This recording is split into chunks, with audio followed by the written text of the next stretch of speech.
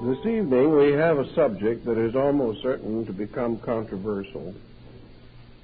So I'm going to ask you to think as quietly and carefully as you can and see if perhaps some of the points that I want to make are really more obvious than you might first imagine. You must give a certain background to this discussion because actually most of our concepts of demonism, black magic, witchcraft, and diabolism belong to long traditional concepts and beliefs which have endured in our way of life over thousands of years. First of all, I think we should make one rather important differentiation. Most of the demons of antiquity were comparatively respectable creatures. The ancients believed that there were in nature spirits both good and bad. Good spirits they called gods, or in nature worship, kami, or elemental beings. Evil spirits they regarded as more spiteful and malicious by their natural intention. And these two orders of invisibles were used to explain a variety of natural phenomena. When things went well with man, he was grateful to his gods. And when things went badly, he propitiated his devils. For he assumed at an early time, and apparently quite sensibly, that God and the subordinate deities that attended the Supreme Being could not be the cause of evil. Yet as a mortal physical creature, man experienced certain disasters which he called evil. He found himself plagued with circumstances destructive to his happiness, his health, and even his life. He had to explain how it was that a good God ruling over a good world could produce destructive situations. To meet this need, orders of beings subordinate to deities, but still by nature malicious, were conjured into reality. Perhaps man copied this concept in turn from his own associates in this world. He discovered what we all find, that some of our associates are nice people and some prove treacherous or destructive. Some of our friends are faithful and others faithless. It appears that certain phases or aspects of our way of life are protective and others are destructive.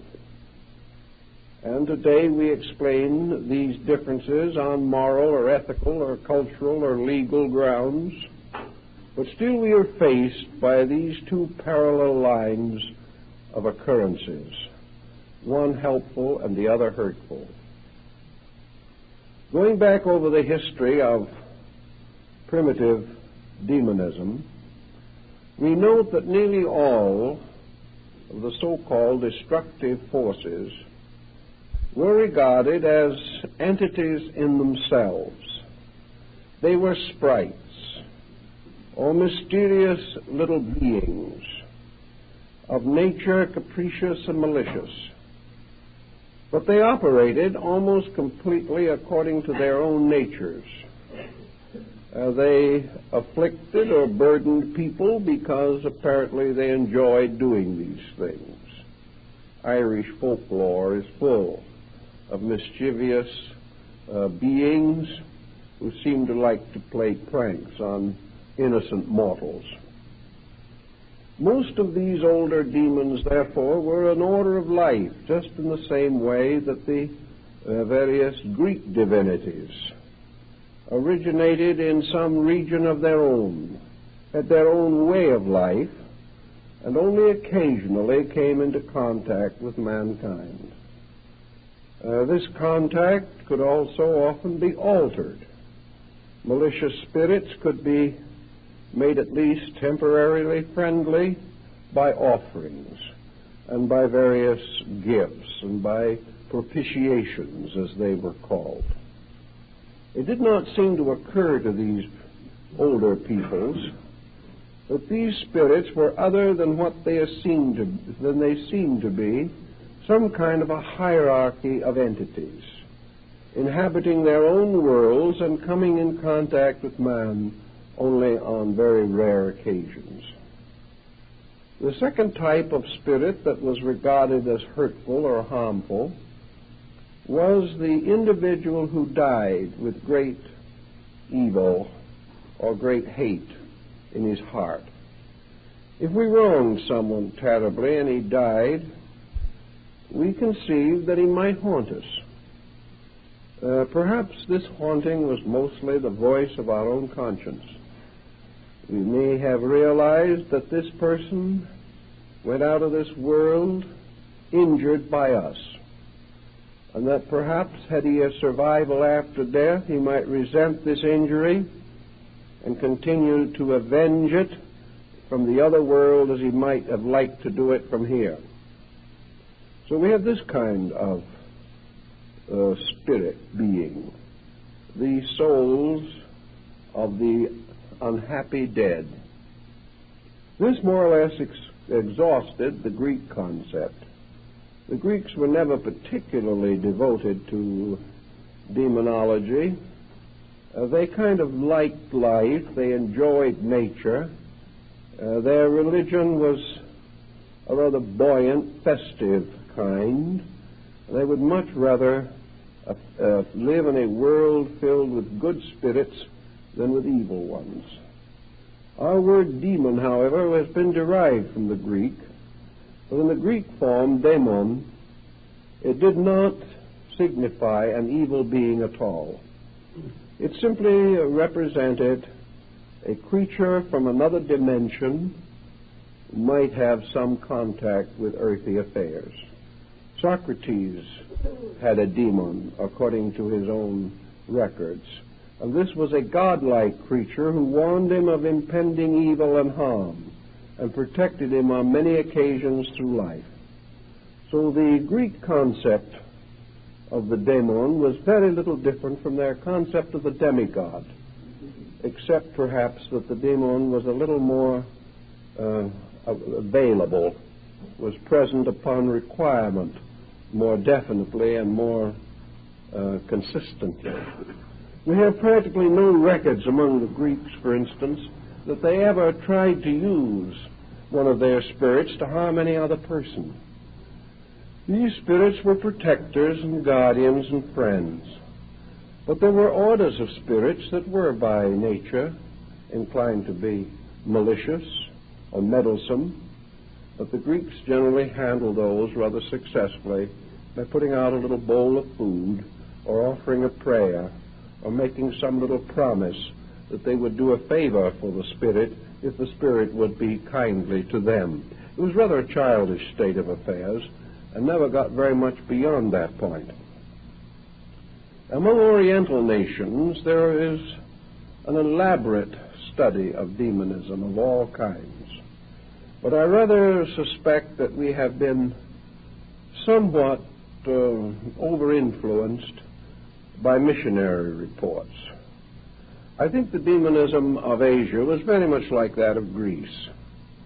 I know that today in Asiatic countries there is very little fear of evil spirits.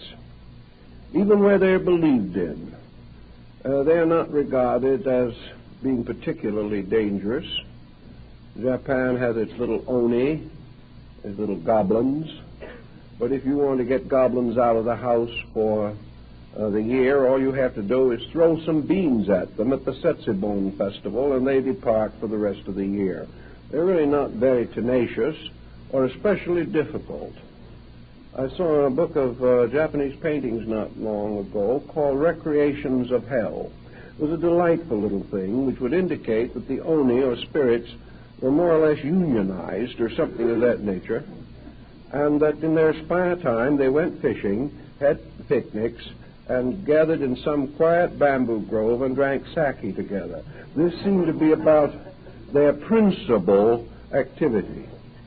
Now, in almost all countries where Buddhism has been introduced, we have the same consistent story, namely that the Buddhist teachers immediately converted the demons.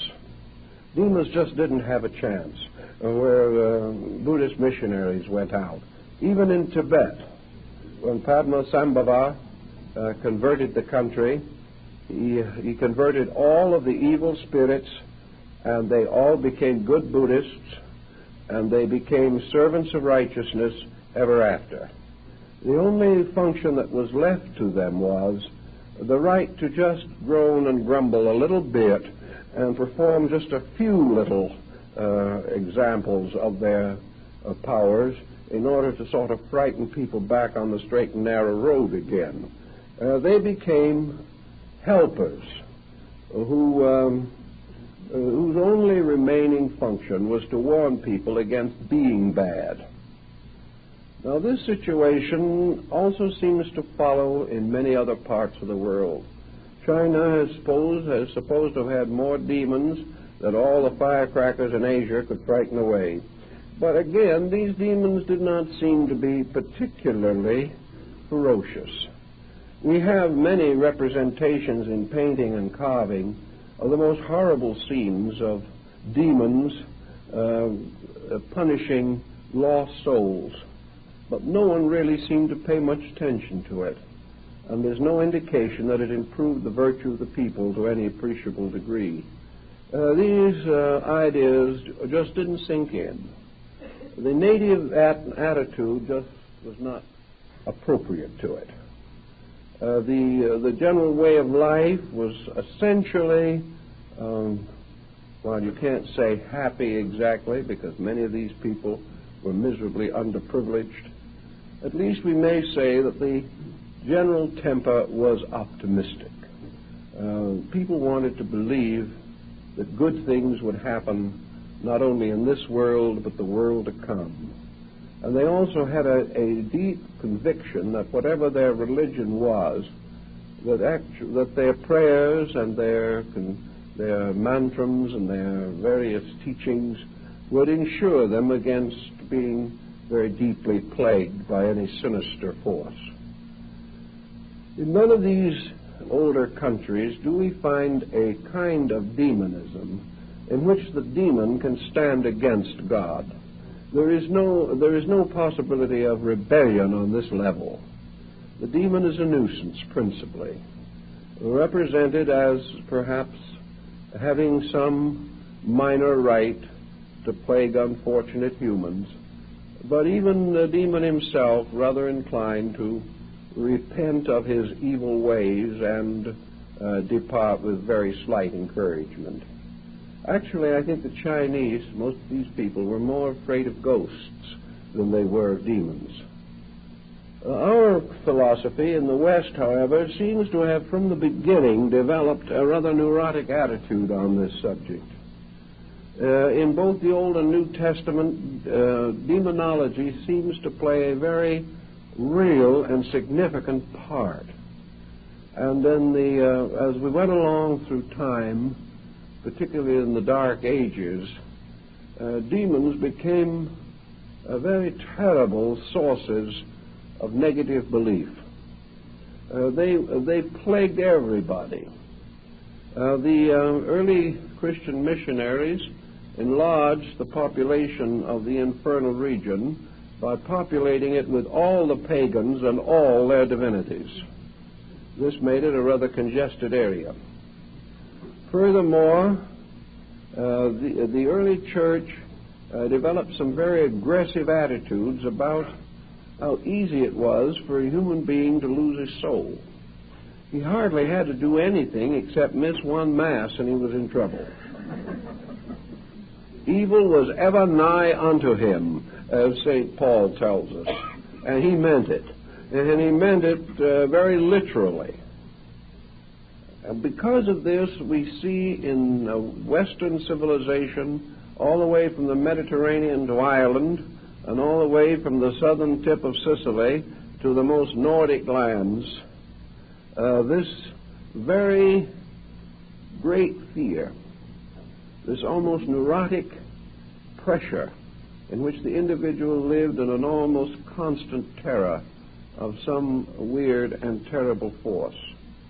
Here again, however, most of the pattern was firmly set upon what might be called demonism in its classical sense. The demon punished sin. The demons didn't bother good people. They had no reason to. But they had a strange and immediate power over sinners.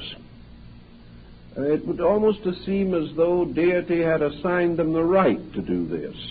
That whenever a person broke the good rules, he was subject to the punishments and afflictions and burdens that the demons would administer as the agents of divine wrath or punishment. The church, however, had its ups and downs on the subject of demonism. Altogether, I think we can say that the general trend of early Christianity was against demonism. It existed very strongly in local areas. It raised considerable trouble and confusion from time to time. But every once in a while, something that was either common sense or a clearer vision of things would always step in and clear the situation for a while. I think that we can say that the demonism, as it was popularly practiced even in Europe, was never really according to the church canons. It was simply something that local peoples, especially the ignorant, the peasants, and the fearful, the neurotic, the psychotic, developed, and which the clergy in turn tried to exorcise with holy water and church candles. The attitude was periodically to clear this atmosphere and to not allow the concept of demonism to build too strongly in the early church history. Wherever it did build, wherever we had waves of this, we had also waves of incredible cruelty. We had horrible disasters, largely the result of morbid imagination. Now, every nation, every people of the world has produced neurotics of some kind. They're an inevitable part of life. Certainly they are more abundant where the pressures of life have a tendency to become abnormal. But there's always someone to whom healthy, natural, optimistic matters have no meaning. There are always people who live and brood and feel and fear and worry and hate and fuss and maintain jealous, negative attitudes toward each other. Such persons have always existed everywhere in the history of our race. So, there have always been psychotics. And today the psychotic presents very much the same problem that he did 3,000 years ago, 2,000 years ago. The difference now is that he is operating against a background that is not nearly as credulous as it was in the early times. When a psychotic today sees horrible and destructive visions, this doesn't become the basis of another witchcraft outbreak. It simply now means that this person is judged to be mentally ill. A few hundred years ago, he was not so judged. He could be taken to the steps of the church and exorcised. If he did not recover, he might be subject to torture. If he still did not mend his ways or repent his claims or pretensions, he might well be burned at the stake. This situation does not hold today because we simply have a different attitude toward it. But back 1,500 years ago, when Europe was comparatively illiterate, when almost nothing was known of mental medicine, the hysterical person, the unbalanced individual, the psychotic, was an object of the greatest fear. In different areas, of course, this also differed. Among the Greeks, an insane person was said to be under the protection of the gods and was therefore never injured or bothered in any way. But in Europe during the Dark Ages, any person mentally unbalanced was assumed to be possessed of an evil spirit. Something had to be done to get this evil spirit out. And as we know, in most psychotic cases, there is a distinct lowering of the ethical moral threshold, the individual becoming abusive and profane and even animalistic as a result of mental sickness. It is easy to understand why older nations felt that this person had suddenly become inhabited by some very low and malevolent being. We don't want to labor this phase of the matter too much, but we do know that in the subconscious of our people, the subconscious of the race, all these old beliefs still lurk. We are, even now, unless we are completely materialistic in our attitudes, a little inclined to wonder, to question, to suspect that perhaps some of these old beliefs had validity. Perhaps somewhere around there is something that does have a forked tail and horns that might cause embarrassment at some moment. This belief, because it has come down to us, and because it has survived in many primitive areas of society, even today, requires or suggests considerable thought. First of all, we know that in modern society, demonism as it was practiced or held to be true in ancient times is now almost totally reserved to so-called backward peoples. It is still largely found in isolated, underprivileged areas. It is found among people who are comparatively illiterate, whose advantages in life have been few, who have been strongly introverted into patterns in which their tribe or their family or their community has been spirit-ridden and ghost-ridden for ages. It does not appear too often in what might be termed a level of higher mental attainment. It is limited to primitive areas which should give us some idea as to the real state of the matter. Now, in more modern times, during what has been called the Middle Ages, there appeared another problem that really does not stem from real, honest, good old-fashioned constructive demonism. It is a different brand of this belief, and it has been called diabolism. And diabolism, or black magic, as it has gradually come to be known, indicates or holds the concept that of two things. First, that evil spirits naturally existing can be controlled or brought into the service of a magician, as in the case of Faust, and that this evil spirit will do the bidding of his master for a certain length of time, sign a pact with him, perhaps sign it in blood. In the European museums and libraries there are a number of these original pacts neatly signed in blood. These pacts bound an evil spirit to man for a time. Usually the pact ended by the evil spirit receiving in payment the soul of the magician. This is the classical pattern and is found in many old works on demonology. But during the duration of the pact, this demon was forced to serve his master, to do anything that his master wanted him to do.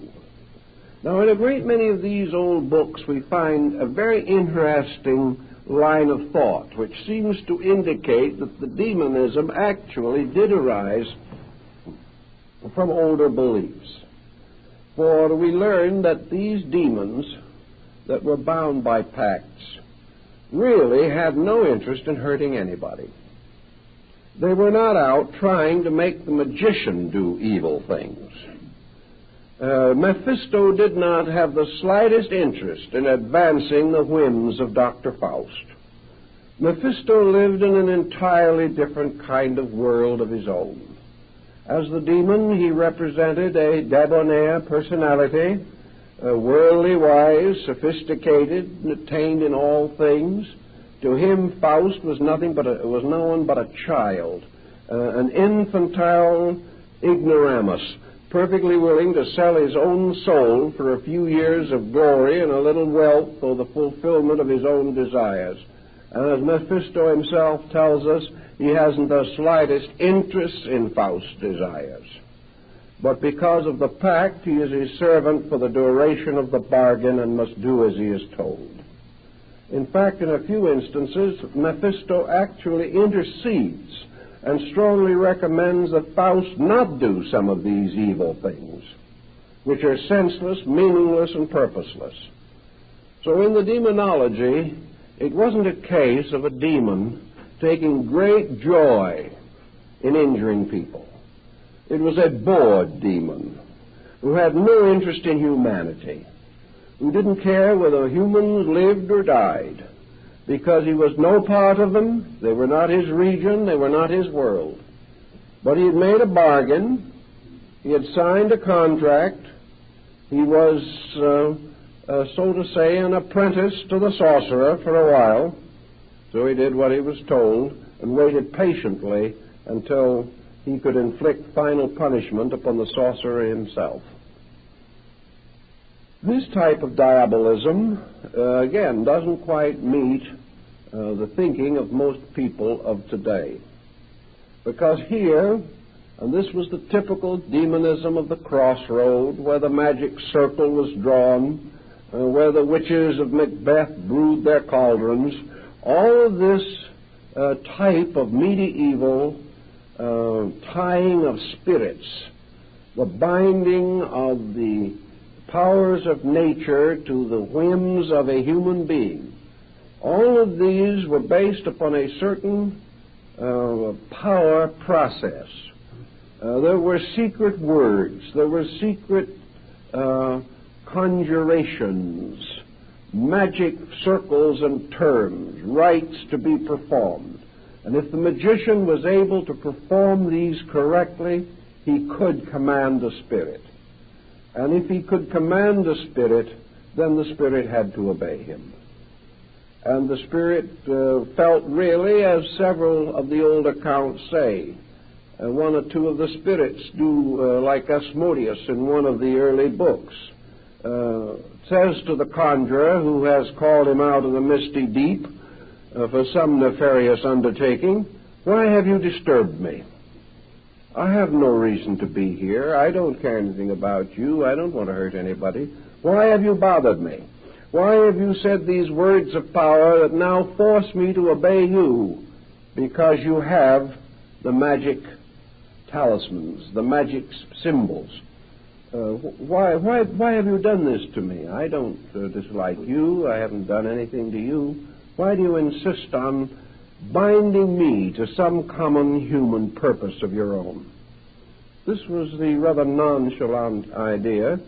It seems to have carried through from the Greek, in which these spirits were simply part of the citizenry of an invisible empire and really would never bother anybody if humans left them alone.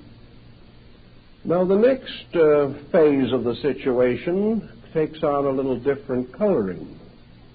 As a result of the binding of spirits by these conjurations and these magical formulas, it came to be believed that human beings could hurt each other. This was a very late development in the idea of demonology, that human beings should want to use evil forces to afflict each other. This was not part of the original concept at all. Ghosts might haunt those who hurt them in life, but not innocent people. And in most countries, the ghost is a kind of a wavering symbol floating in the atmosphere in graveyards at night or something, but not inclined to do anything more than be there, although its presence might frighten some superstitious person out of his wits. But it was not really any particular idea. The concept that either evil wanted to conquer good or could conquer good came late. The idea that man might want to use evil, some kind of an invisible or magical evil, to hurt other people, this was simply not part of primitive ethics in the majority of instances. It arises occasionally, but is certainly of the exception rather than of the rule.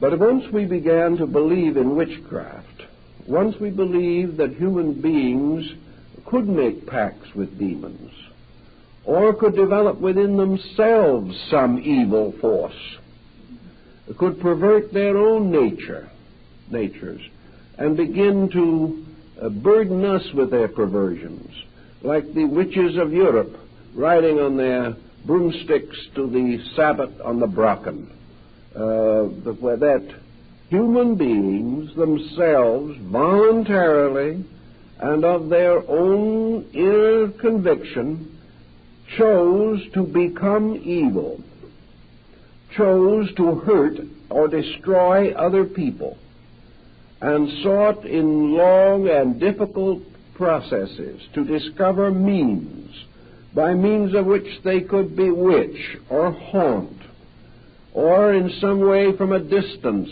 plague or hurt normal, innocent folks. Antiquity had very little room for this concept because it simply did not believe it. It believed that the so-called spirits could exist. It believed that evil people could do evil deeds. But it simply did not develop any strong concept of black magic as we think of it today.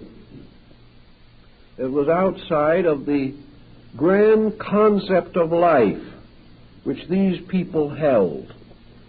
And they would not permit something to be believed that did not fit into the great theory of the kind of world they lived in.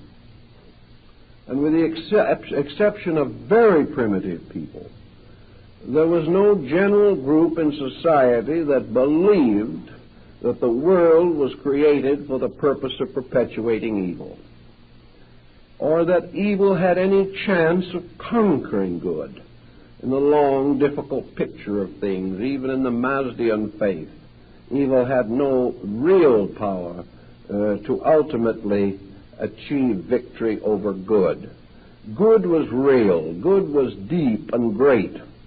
Evil was passing. Evil was linked so closely to the infirmities of men that it became more and more obvious that most of the evil that we have attributed to demons really arises in the nature of man himself. That we are the creatures who seem to possess the strange power of being malignant in some way, malicious, malevolent in our conduct towards other people. So in the most part, we come down to comparatively modern times, bringing with us all the grimoires of old, the ancient books of magic and spirits, the pentacles and talismans of Agrippa, of the old book of the keys of Solomon the king.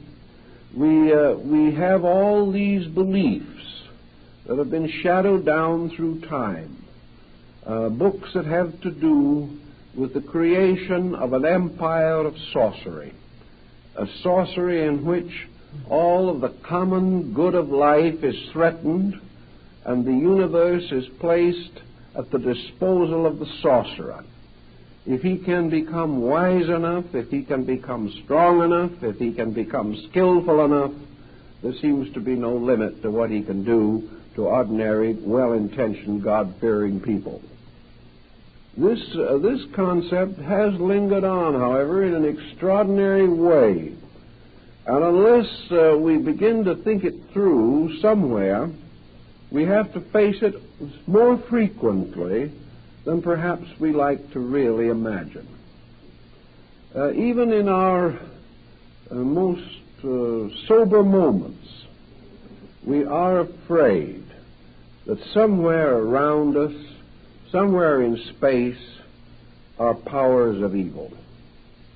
That these powers of evil, operating upon us from the invisible, or coming into focus here through persons of evil nature, that these forces can do us great harm. We have also come gradually to lack the marvelous solutions that ancient people had.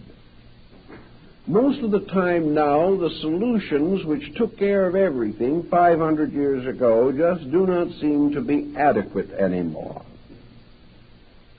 We are too smart to believe the solutions, but we are not smart enough not to believe the original idea.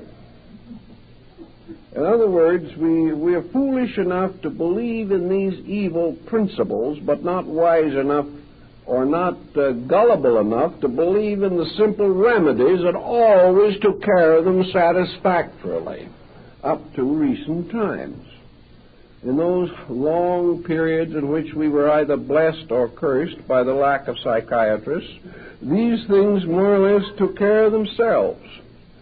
Every community had its own local psychiatrist in the form of an elderly widow or someone of that nature, preferably the seventh daughter of a seventh daughter born with a veil. If we could find her, everything would work out. But how did it work out? Just as it works out in the reservations of Indians down in our New Mexican and Arizona areas today. If you think there is an evil spirit that is trying to do you a little harm, you have to find two stones of a certain shape and size, tie a piece of wool around the stones, and carry them in a little pouch in your pocket or on your body. If you have made this little talisman correctly, you have nothing more to worry about. You're in the clear as far as affliction of that nature is concerned. If you're bewitched, all you have to do is wear your coat inside out for a couple of days and it's taken care of. These things certainly cause no more trouble. If it's too bad and you just can't handle it yourself, you go to a bruja, which is another witch, and you pay a very reasonable sum for the second witch to bewitch the first one, and then you go home and go on with your affairs as always. There was always such nice, easy ways out. In the medieval period, all you had to do was confess, do a penance, and be sprinkled on with a little holy water, and the situation was reasonably well in hand. We still have the fears and the worries, but we've lost confidence in the remedy, and that is a rather sad state of affairs, because we now have no way of getting ourselves out of these attitudes. Once we get into them, it becomes a deep and involved and troublesome process. we just are a little less optimistic about how to cure our own infirmities. Perhaps too much dependence on the professional level of things. The point to be very definitely made is this, that as time went on and down into the 20th century, we have a kind of black magic that has drifted along, that has taken on, in some instances, a rather respectable and sophisticated look. The old sorcerer with his pointed cap and long black robe covered with stars has vanished. We have now what might almost be termed the mental magician. He has taken the place of all these other things. But we do still believe that people exist who want to hurt us. We also believe that there are certain persons who can hurt us. And whether this hurting is done by means of chaining a demon, or whether it is done by the natural orneriness of the magician himself, makes very little difference to the sufferer. He actually believes that he is in constant psychic or spiritual danger due to the malicious intent of someone else. Now, that this should be a belief is quite understandable. Our so-called level or veneer of sophistication is pretty thin, and beneath the surface of our so-called mental advancements and attainments, there is still very much of the primitive and very much of the frightened. We all live very largely influenced by fear. And fear is a mysterious thing and is most deadly and most dangerous when the object of that fear is most difficult to isolate or distinguish. Blind fear is the most terrible thing of all, because there's no way you can open your eyes for it. It is simply there as a terrible compulsion to terror within yourself. And nothing that man has ever developed in the form of sophistications apparently can touch this basic atavistic anxiety which is within him. So we are all born with it. We all have to struggle with it, and we all have to solve it much as we solve every other problem in life, mostly by common sense, also by building positive beliefs or convictions that are larger than the negative ones. If we would sit down quietly by ourselves, perhaps, and think some of these things through, we would be forced to make decisions. But by the time we are thoroughly frightened, we are in no mood to make decisions. The immediate terror is greater than any judgment that we can be expected to focus on the situation. So the same problem that answers ignorance in every other form must be applicable to this form. The only answer lies in the individual developing within himself positive resources of understanding and insight that simply will not permit him to take on negative and essentially destructive attitudes. And whenever in the history of civilization men have followed strongly after constructive beliefs, demonism has faded out. Whenever these beliefs were themselves compromised and men fell back again upon their terrors, demonism increased again. Therefore, we are reasonably certain that wherever the individual does develop inner resources, he is able to protect himself far better from blind fears. I think that in this particular problem, of course, philosophies such as the Platonic philosophy of Greece and the Buddhistic philosophy of India are of the greatest practical help, because the individual, if he has some kind of a basic philosophy upon which he can lean, will have a tendency not to fall so quickly into a completely chaotic and unphilosophic point of view. Most students, for instance, of mysticism, metaphysics, and esoteric sciences and arts in the United States now in this century believe essentially in a universe that is ruled over by proper, orderly laws. Most mystics and most of those persons who by nature and temperament might possibly come under the pressure of too much belief in invisible forces in life, most of these people claim sincerely that they believe in a good God. They claim one of two things: either that God is good, or if they're rank materialists, that God does not exist. And if God does not exist, and there is no purpose to the universe, then we have no reason to suppose that evil exists either, because if there is any enduring principle, there is no doubt from all of our observation and reflection for thousands of years that this principle is essentially good.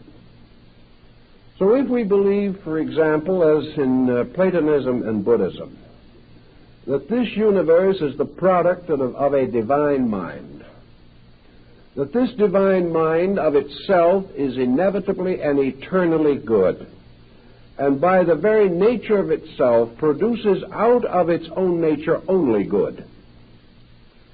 If this universe, therefore, is a product of divine consciousness and is ruled over by just laws, wherein all the heaven and earth of justice is their place for psychic plaguing of one person by another, something has to be wrong in the picture somewhere. If a person is subjected to psychic malpractice, which he hasn't earned, which he doesn't deserve, and for which he has no way of protecting himself reasonably, and he must endure this because some other person wishes to take advantage of him, and the one person is not punished for his evil, and the victim is not protected against this evil, what happens to the concept of universal law and order? Well, the answer of the afflicted person usually is that the universe of law and order is a long way off, somewhere in space, and the difficulty of the moment is right here. And this is considered to be irrefutable. But the more we think about it, the more we realize there has to be something wrong with the picture. We have to realize that if it were true that by means of the faculties that we are normally endowed with, we are capable of exercising extraordinary malicious influence over other minds, if it is possible for a mind, for good or for ill, to control the life or destiny of another human being, simply because this mind is stronger and the other mind is weaker, and the weaker mind has no defense whatever, we would be in a situation in which the whole world could very well become involved in what might be termed psychic warfare. We would have no out for this situation. In the 1940s, there were probably 300 or 400 million minds, strong minds, many of them, minds of persons horribly hurt and injured, millions of persons going out like the haunting ghosts of antiquity, with all his hatred headed straight at one man, Adolf Hitler. And yet it took the combined armies of the Western powers to finally bring this man to his end in a bunker in Berlin. He was under the most terrible mental pressure imaginable. I personally know individuals who claim to be well up in magic, who were working night and day to destroy him by magical means. All he did was take on some more territory and take another nation over. Hundreds of millions of minds with just cause for the greatest hatred. Didn't get very far with him. What finally got him was himself. The same might be true of Mussolini. The same was certainly true of Joseph Stalin. The probabilities are that almost as great an amount of hatred was turned against Wilhelm Hohenzollern II, who passed a pleasant and quiet old age in Holland. Why?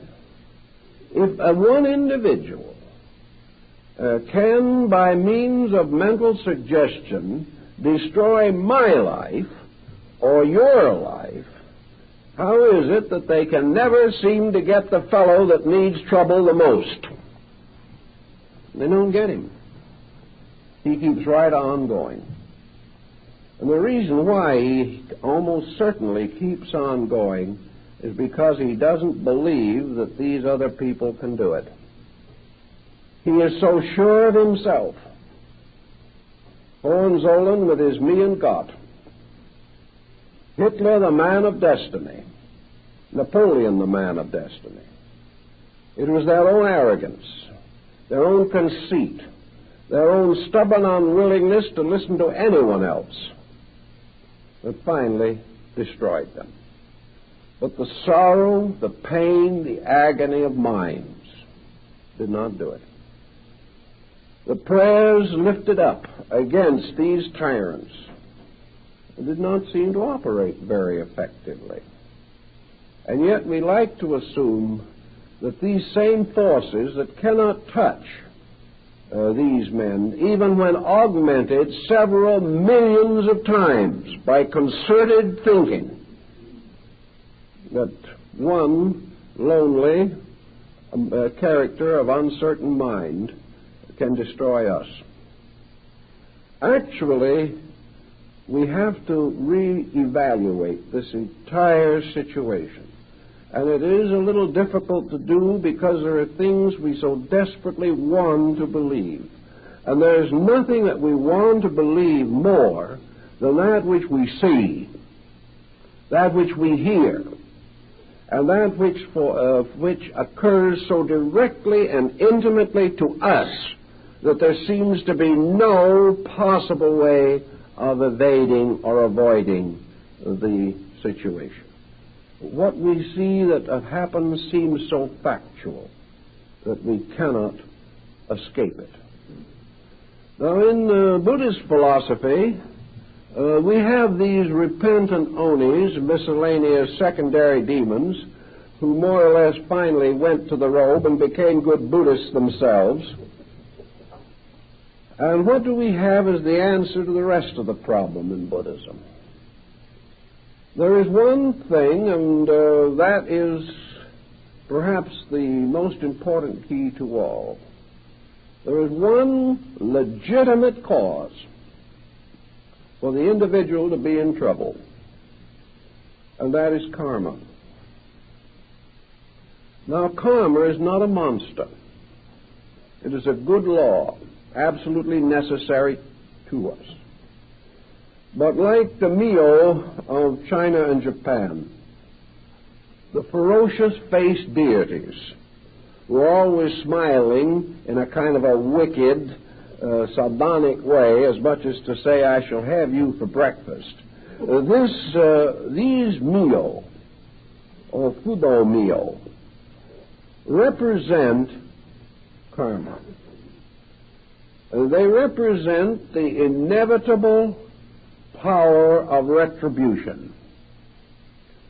And to the Eastern way of thinking, karma is this thing which is itself a divine good, appearing to us in a horrible and destructive and unfortunate and unpopular appearance.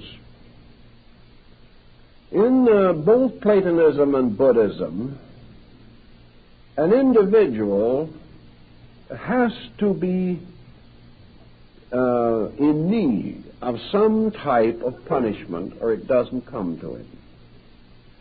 He has to experience that which he has caused.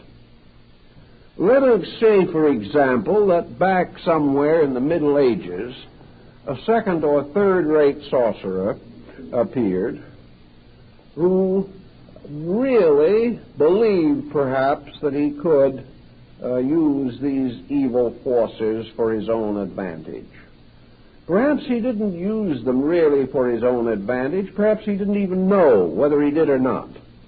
All he knew was that when he prayed that a person would die, that person would sicken and die. And it was obvious, therefore, that his prayers had done it. We know today that this does not necessarily constitute the answer, but as far as our medieval sorcerer is concerned, he may have believed it. So we might assume that all the way down through time, there have been individuals who have sold their souls for wealth, for power, for the fulfillment of their ambitions, and for the fulfillment of their appetites. These individuals have conspired against the public good. They have cheated and stolen and bribed. They have done all kinds of unpleasant things. Perhaps when they did them, they thought it was all right to do them. We've got the whole generation of people now making the most stupid possible mistakes with a very good attitude on the whole thing. I've talked to people recently who have admitted frankly that they see no reason why they should not get the last dollar they can, no matter who they take it from. The problem is now you're respectable if you get the dollar. How is no longer a problem or a question. So people compromised their principles down through time. Some did it in the name of religion. Some did it in the name of power. Some did it in the name of business. Some did it in the name of the learned professions. But they exploited. They took unfair advantage. They used knowledge and skill to hurt with. And this essentially is black magic. They used the intelligence which they had to enslave other people instead of to free them. They used their scientific skill to make objects and weapons of destruction. And we're producing a lot of them right now. But they took the God-given faculties that man has and have used these faculties to terrorize other people, to destroy the securities of living, and to leave this world perhaps a barren sphere in space if someone doesn't come along and straighten out the problem and the tangle. Now, these people, unfortunately, are subject to a law that they don't know anything about, most of them, and that is the law of cause and effect. These individuals have set up compensations. They have set up compensations not merely because they were ignorant, because nature takes ignorance into consideration. They are setting up compensations because they know they are wrong, and yet they prefer to do it that way. Every time we get mad at someone, we know we are wrong, but we keep on doing it. And after a while, we have a thrombosis, which is the way nature catches up with us.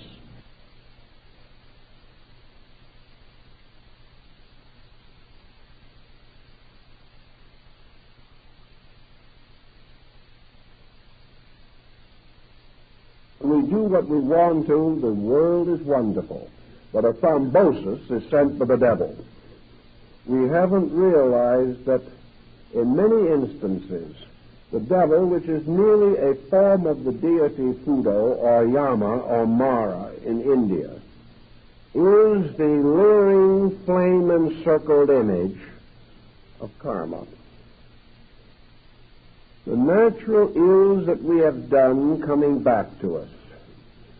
But we remember the words of Mephisto in Faust, when Faust asks the demon who he is. And Mephisto answers, the spirit of negation, part of the power that still works for good while ever scheming ill. This is karma. In other words, the demon is simply the long way toward the good, the roundabout way through the mistakes that man himself makes. So there is one way in which things can go wrong with us that we cannot explain. Paracelsus, who probably is accredited with knowing more about demons than any other medieval thinker, tells us that there are no miraculous circumstances in life, that a miracle is only the effect, the cause of which is unknown, but that cause must be equal to the effect that it produces. So what we term psychic persecution today is an effect. There has to be a cause for it. And where are we going to find the cause? Where in the universe can we find a just cause that something unfortunate should happen to us? The only possible answer is that the just cause has to be ourselves. There has to be a lesson which we must accept. There has to be unfinished business. When this moves in upon us, we can join the Hindus and the Romans and the medieval Christians and the Goths and the Celts in assuming that an evil spirit is bringing it in a pack on its back. But this evil spirit, so-called, is nothing but the retributional aspect of universal law. A good spirit, a saintly spirit, is the spirit of the reward for good. The evil spirit is the spirit. A good spirit, a saintly spirit, is the spirit of the reward for good. The evil spirit is the spirit of the punishment for ill. So nearly all of the infirmities which we would like to shift onto the shoulders of either some actually well-intentioned little demon of one kind or another, or upon some person with malicious intention to us, we have to finally face the fact that in the universe, law and order must be maintained. Now, this does not mean for a moment that another person may not try to hurt us. Let us clearly realize that there are a great many parlor sorcerers, even in this century. There are people who would love to hurt us, perhaps. Not many, fortunately, but some. There are certainly individuals who, disbelieving our principles, are praying to God to punish us. Perhaps they have entirely misunderstood and misjudged us, but we are not receiving any constructive mental influences from them. They believe the worst, and because they believe the worst, they keep on sending to us any negative or perverse thought that might be available. Yet have we any defense against this?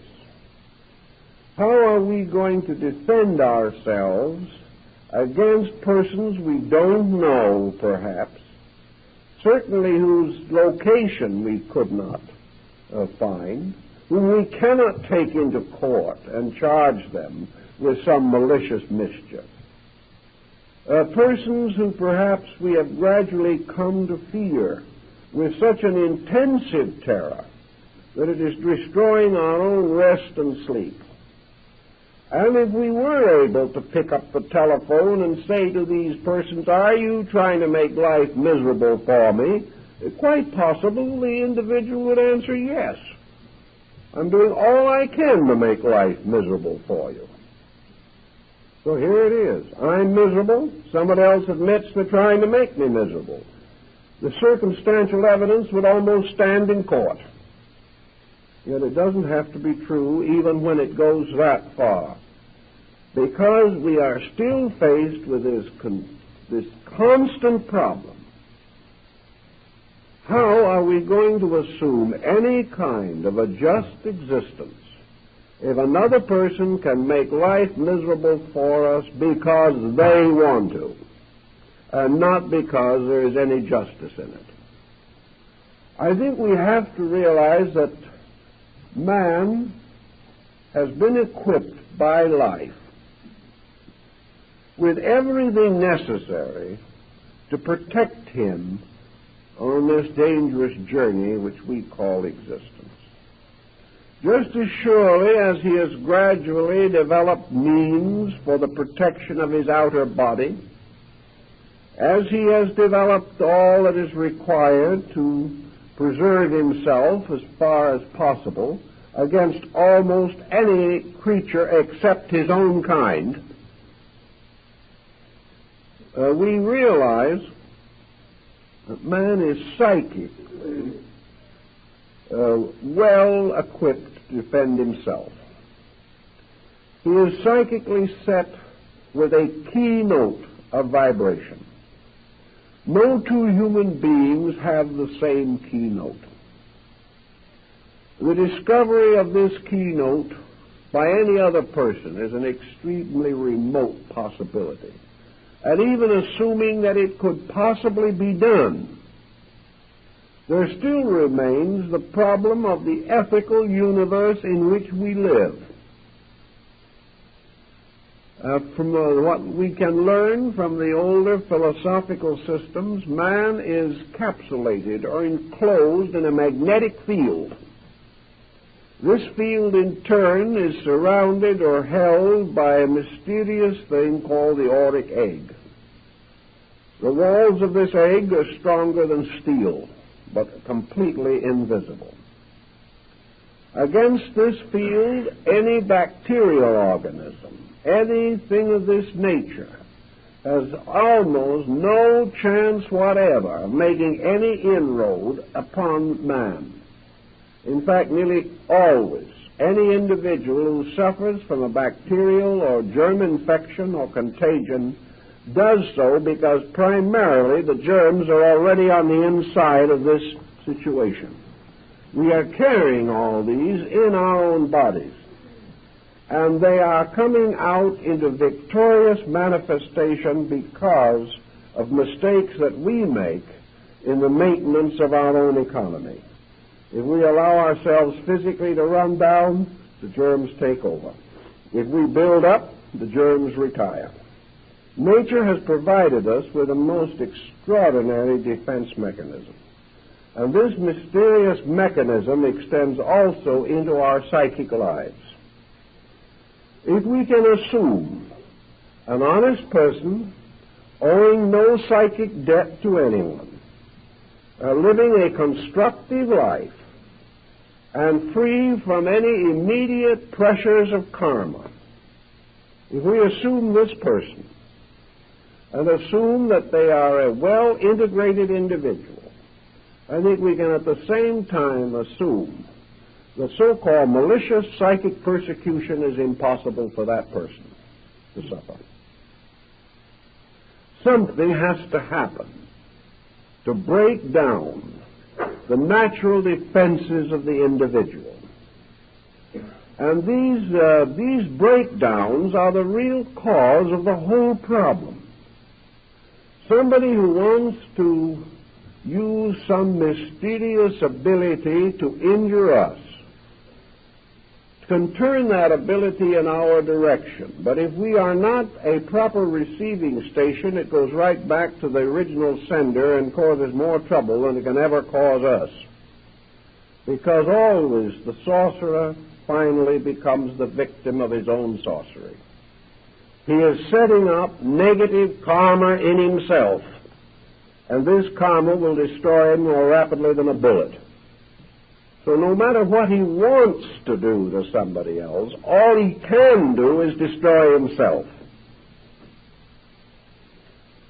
The answer as far as this affects us lies in a number of secondary situations which seemingly have a strong bearing on this matter. One of these secondary situations that I'd like to particularly mention is that there seems to be a proven and demonstrable fact of thought transference. In other words, we are unable to disprove and have no desire to disprove that the thought of one person can be communicated to another. I think we will find as time goes on that this power will increase with man, and that in time it is very possible that the principal form of communication will be by thought transference. Thought transference, however, is only another step beyond radio, television, and the telephone. It began with the telegraph and perhaps smoke signals long, long ago. But when the telephone was invented, we did not have a wave of psychic persecution nor an epidemic of sorcery. We have not had it with television. We've had several forms of negative thinking, but we haven't had any evidence that the fact that I can pick up a telephone and talk to you is any indication that I can hurt you. At least I can always assume that if you don't like what I have to say, you can hang up the phone. Also, there is no reason for you to do anything that I say, regardless of what I say. I can look at you and say I am the ghost of the pharaoh Ramesses the Great, and I'm paying 10 cents to send this phone call directly from Cairo, and I expect you to do what I tell you to. And in the majority of cases, the receiver will hang up. There is no reason, there is nothing to indicate that thought transference is a legitimate basis of mental persecution.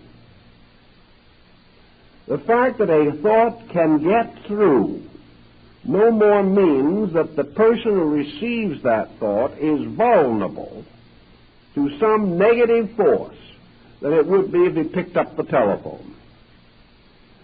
Thought transference, it is true, does come into us, perhaps in a rather mysterious way. Sometimes it is not completely obvious how it arrives. We awake in the morning with a sense that we have received a message. We may perhaps seem to hear it in the air around us. Perhaps it is only a mental impression, and we have a strong feeling that something is happening to a person near us or one with whom we have concern of some nature. Tragedies to loved ones, danger to family and children are very frequent causes of this thought transference, and it is quite frequently associated with the death of a person at a distance. I have gone over hundreds of these stories and records. They are on file in many groups and appear in many books if you want to spend the long time necessary to dig them out.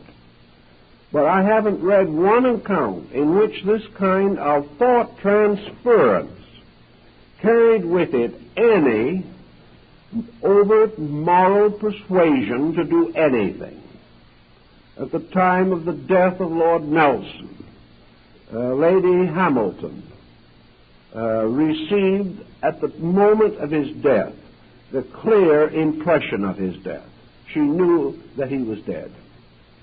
But this was not accompanied by any effort on the part of Nelson to indoctrinate her with anything, hurt her, injure her, or over-influence her. It was just the spontaneous pressure of a great desire to communicate. Now, most of your thought transference has practically no normal vicious associations. Telepathy is not a proof that one person can hurt another mentally. Even presuming, which is difficult because usually in cases of telepathy, there is a very strong basic rapport between persons involved. But even presuming that an individual with evil intention was able to send a thought of a destructive nature, it still must pass through the consciousness of the receiving person, who has at every step of the way the right to resist it, the right to deny it, the right to declare it invalid and unsound or evil, and therefore to refuse it or to decline it completely.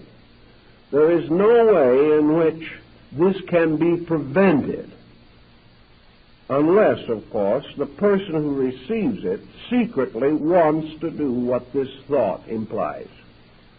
But there is very little probability of transmission on this basis anyway, because we find always that the necessary rapport is sympathy.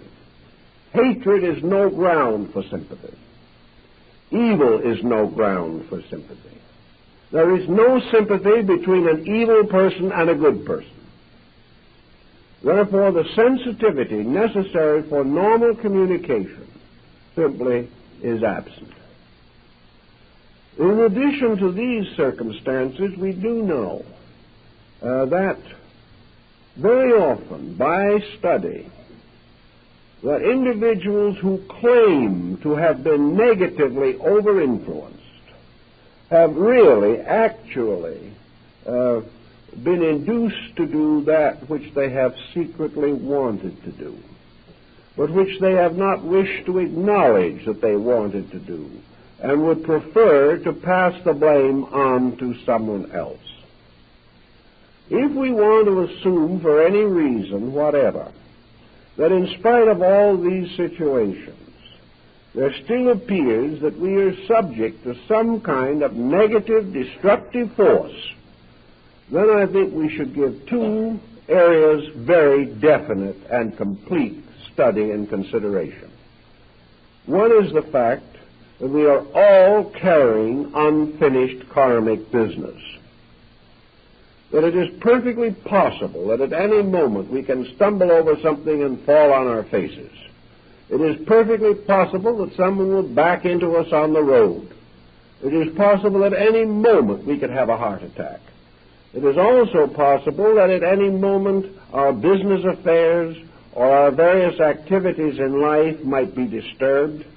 It is perfectly possible that our children will not be sympathetic, that we will have friends alienated, that we will suffer many kinds of personal, psychological, physical, neurological infirmities.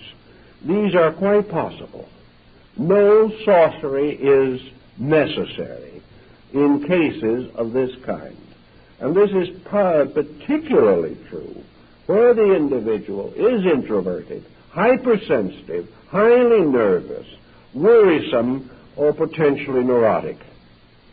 Thus, looking around desperately for an explanation for why something happens to us, it is not necessary to have this other sorcerer somewhere in the background as the probable cause of the trouble.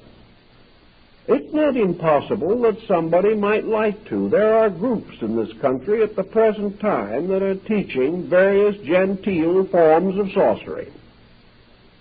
They are teaching all kinds of strange beliefs. Some of them are very secret and very strange. Even in New York at the present time, you can buy in open stores various preparations to be used for magical purposes to overcome your enemies, to create love filters for various reasons or other. And as I think I have mentioned here before, you can buy what is commonly known as the 2-pass powders, by means of which you will be guaranteed to throw 2 sevens in a game of dice. These things can be bought today and are sold in great quantities to people who certainly should know better, but never will. It is quite true there are groups, and one of the things that these groups do, which leads to a great deal of trouble, is to bind their followers with oaths and obligations, warning them that if the follower ever leaves the organization or fails to do what he is told, he will be the victim of the most horrible punishments, that the most malicious forces will be turned against him, and that he will just be made as miserable as he will permit. This is actually done. And it is done by groups that claim to be overflowing with brotherly love and Christian fraternity. It is also quite possible for an individual who finally leaves such a group and has this in his subconscious to assume that his difficulties from that time on are due to this persecution. There are also groups that teach various kinds of development exercises, and do it all the time, by means of which the natural nervous system can be very seriously disturbed. The problem can involve a great many different practices which are essentially harmful to the normal function of the body and may consequently set up situations in the nervous system that can lead to exaggerated psychic phenomena, hallucination, and things of this nature. There are also groups that are every day actually teaching various forms of auto-hypnosis, assuring the followers that these are advanced courses in yoga, when all the individual can ever get of a yogic nature is what he hypnotizes himself into believing that he has got. This is going on every day. And a certain type of individual will always fall for it. When he gets into this miraculous blunderland in which all common sense is lost, in which everything that might make law and order evaporates, it is perfectly possible and even reasonable that he should begin to suspect the atmosphere to be simply filled with sprites and monsters, that everything around him is filled with maliciousness, because so many of these practices and theories and stories are themselves essentially malicious. Anyone who would curse somebody for leaving a certain organization isn't fit to have an organization, but there's some of them that do. This type of thing causes a great deal of negative anxiety. And when the natural problems of karma step in, this can have a very definite effect upon the individual, because it is certain that there's only one kind of karma that is suitable for a person who has tried to over-influence someone else, and that is to believe that somebody else is trying to over-influence him. He has caused sorrow in this area, and it is in this area that he must pay for that mistake. And in one way or another, people are constantly trying to over-influence each other. Therefore, this type of situation is not especially rare. And if it happens to arise from some karmic background in which the original pattern was set down 300 or 400 years ago, the person today does not see the justice of it or the value of it or the meaning of it in his present embodiment. But he passes through these experiences by which he gradually learns the sacredness of the rights of other people to take care of their own affairs. So out of the peculiar juxtaposition of two circumstances. It has come to be assumed that these circumstances are related. It has come to be assumed that the individual who joins some organization for a doubtful reason, coming under some form of unfortunate situation as the result of so joining, then proceeds to suffer from the very conditions which his own consciousness have opened him to. Also, the combination of the fact that gradually he has lost the power to discriminate. He has sold out. And if we sell out to anything, we're in trouble. If we sell out to a political party, the country's in trouble. If we sell out to some theological sect, it may finally compress us and limit us until it destroys our value. Anything that we sell out to will turn on us and hurt us.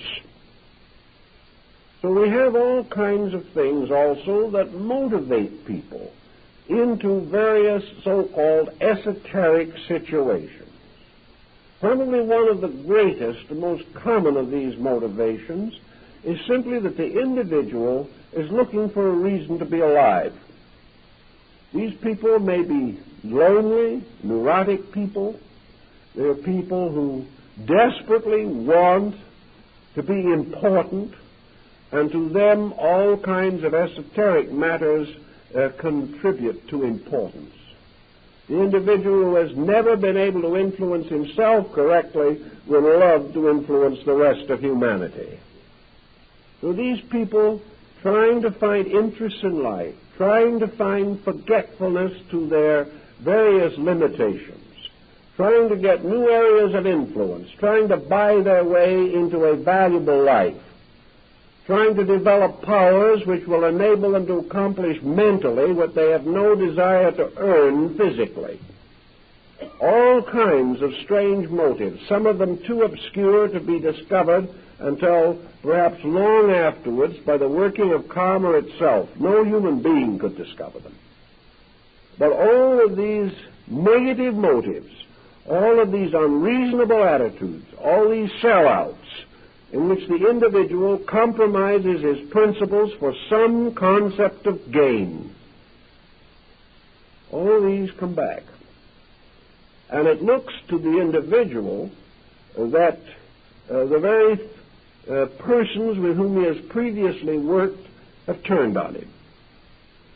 Perhaps they would like to, but they can get nowhere unless within his own nature he has broken down the patterns of integrity and opened himself to karma. Then the thing he is being punished by is not what the other individual is trying to do to him, but by the compromises which the person himself made, by which it might have been reasonable to assume that the other person could have gotten at him. But the individual is haunting himself. He is doing it in 1,000 different ways.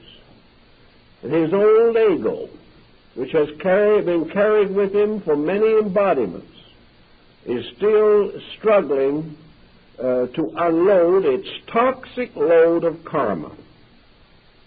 And if this load of karma in some time or other meant that we had tyrannized, and in some way we have to experience the payment for this, then we shall be the victims of tyranny.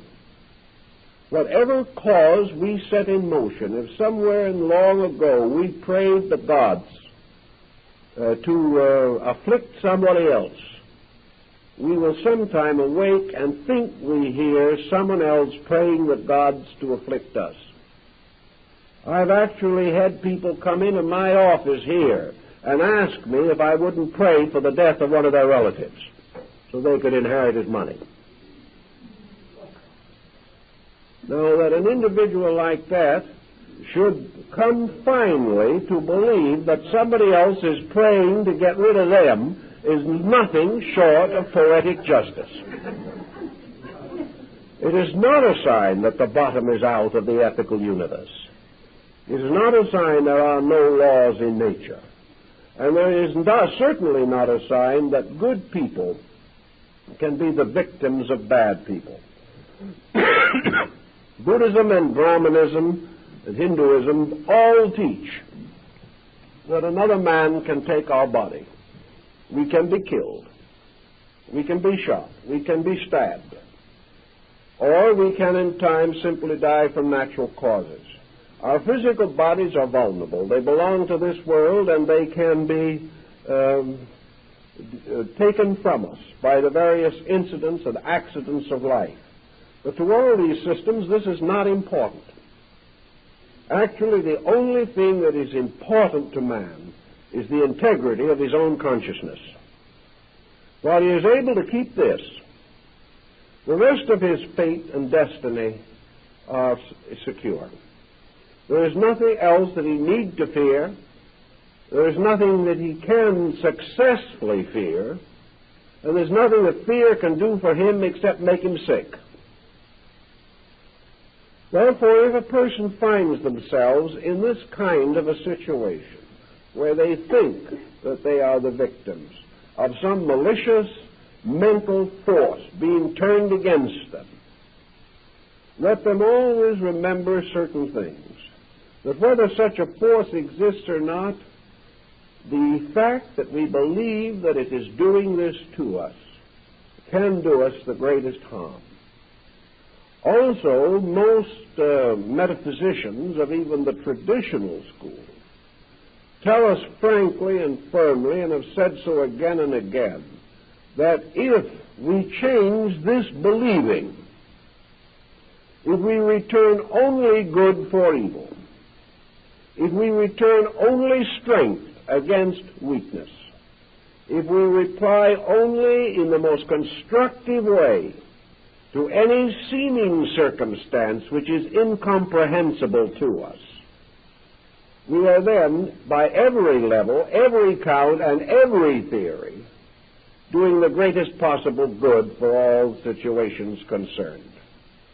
In other words, if in the presence of some such a negative thought, we can simply go no further than to say that we still believe that there's somebody trying to hurt us, but that the only answer that we have is to bless that other person, and to realize that as far as the universal principle is concerned, this person who might be trying to hurt us should be the object of sympathy.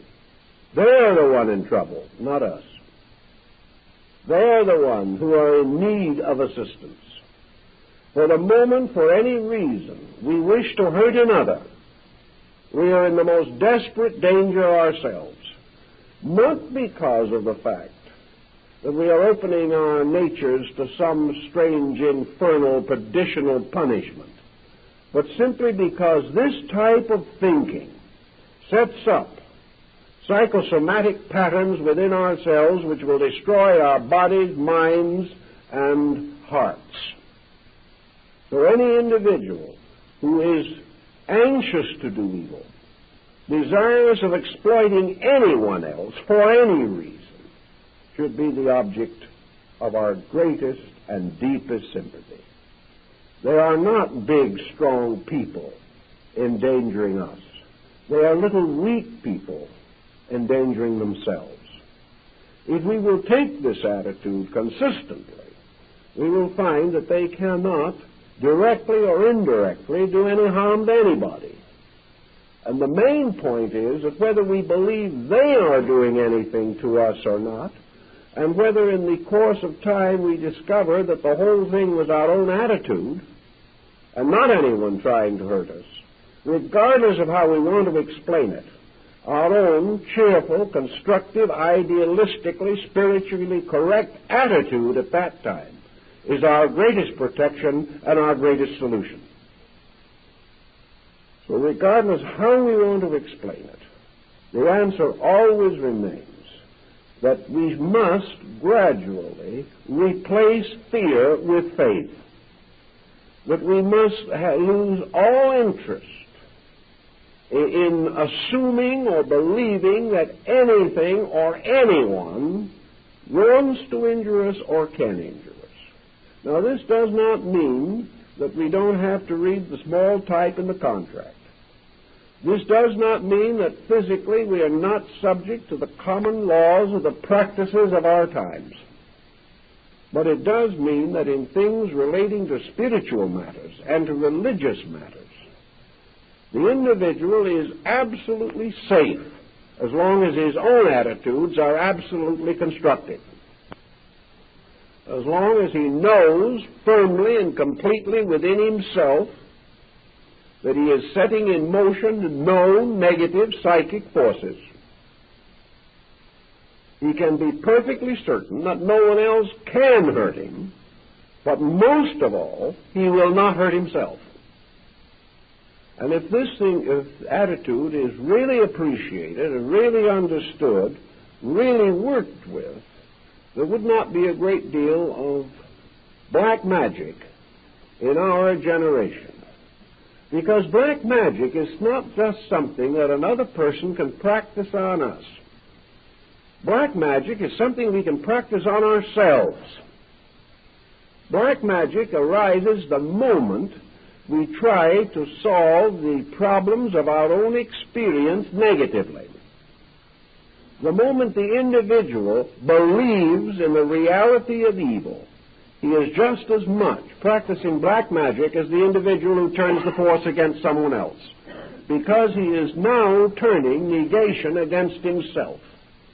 And he is certain ultimately to frighten himself out of his own wits. Now, there are many episodes and incidents described of the raising of spirits on crossroads late at night. And these spirits have been occasionally seen. And any Irishman can tell you they can be seen any time. All you have to be is a good Irishman to see them. Therefore, we recognize this problem. But I talked to an Irishman who, I don't know whether he was in the right direction from the standpoint of descent or not, but he obviously had kissed the Blarney Stone, not once, but many times. And we talked about it one day. He said, yes, Ireland is full of spirits. It's full of all kinds of little creatures that come out of the earth following the plowman. You'll see little creatures rising in the mist of dawn or in the mist of evening. And you'll see fairy rings under the trees where the flowers form circles. And you can see them, and you can hear the leprechauns out at night pegging shoes. You can hear them almost any time you want to. And there's one little fellow always sitting with a pot of gold or a crock of gold at the end of the rainbow. Oh, these things, the children see them all the time. Everybody sees them.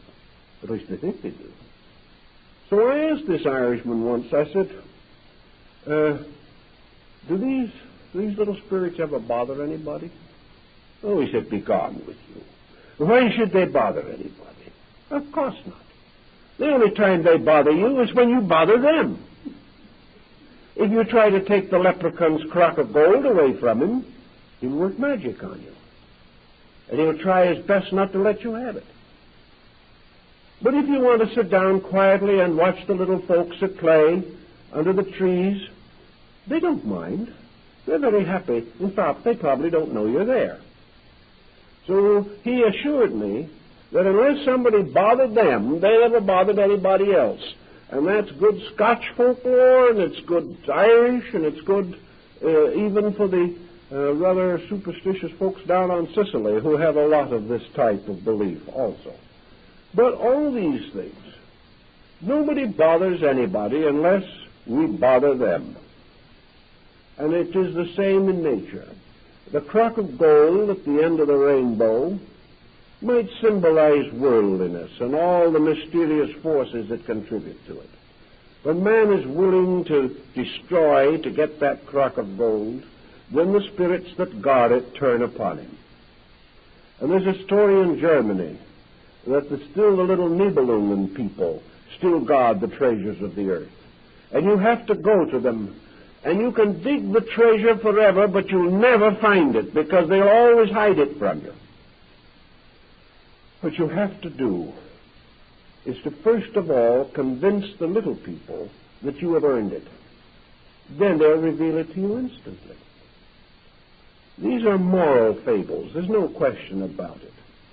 That the treasures of the earth really are guarded in some way. Like happiness and peace of mind and peace of soul. These things are guarded. And perhaps there are little spirits as the Greeks saw them, or the Roman lares and penates. And these little spirits are the guardians of things to protect man from ever having what he doesn't deserve. And they're wonderfully wise at it. And the man who wants wealth without earning it considers these little spirits demons, because they stand between him and what he wants. But everywhere the little people, according to the old legends, are kindly and friendly spirits. And if human beings, with so many other superstitions that are not worth anything, would add perhaps one that is worth something, and develop the simple superstition that the air around them and the earth beneath their feet and all the elements in which we live and all the natural resources with which we are surrounded, that all of these things are naturally good.